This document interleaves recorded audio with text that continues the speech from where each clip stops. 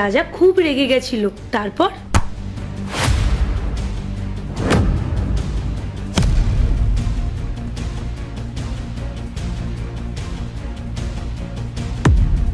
তুমি আমাকে ডিভোর্স দিতে চাইছো? হ্যাঁ, কারণ আজ থেকে আমার গার্লফ্রেন্ড এই বাড়িতেই থাকবে, আর তুমি এক্ষুনি আমার বাড়ি থেকে বেরিয়ে যাও।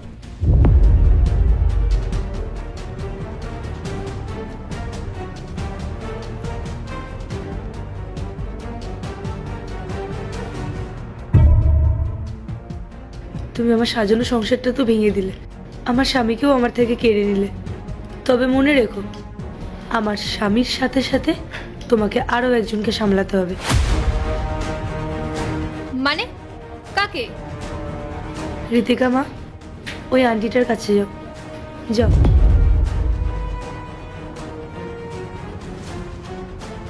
তোমার ওকে সামলাতে হবে, আর আশা করি তুমি সেটা পারবে।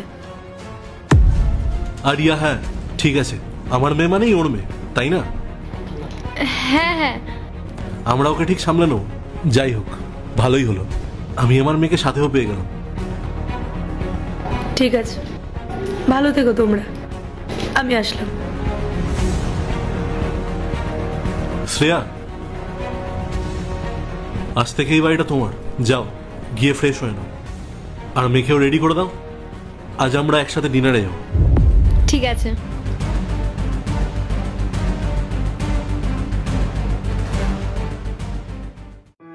মা, আমার খুব খিদে পেয়েছে। কি? মা বলছি আমার খিদে পেয়েছে, ভীষণ খিদে পেয়েছে। খিদে পেয়েছে তো আমি কি করব? মা, আমার খিদে পেয়েছে, আমাকে এখনই কিছু খেতে দাও, আমার খুব খিদে পেয়েছে।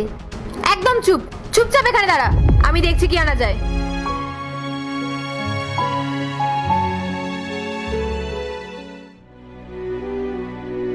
এনে ধর, আর শান্ত হ।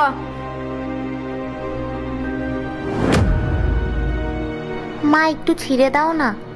একটা কথা কান খুলে শুনে রাখ, আমি তোর মা নই, আর আমাকে কখনো মা বলে রাখবি না।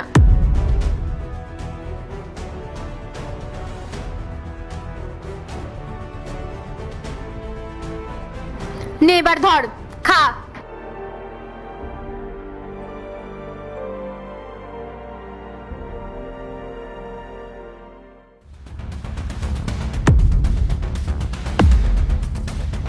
হে ভগবান, কি অবস্থা করে রেখেছে! আমি তো কিছুক্ষণ আগে ঘরটা পরিষ্কার করে গেলাম, আবারও নোংরা করেছে। আমি কি সারা জীবন ওর পেছনে খেটে যাবো নাকি? আমার নিজস্ব কোনো কাজকর্ম নেই? ধুর।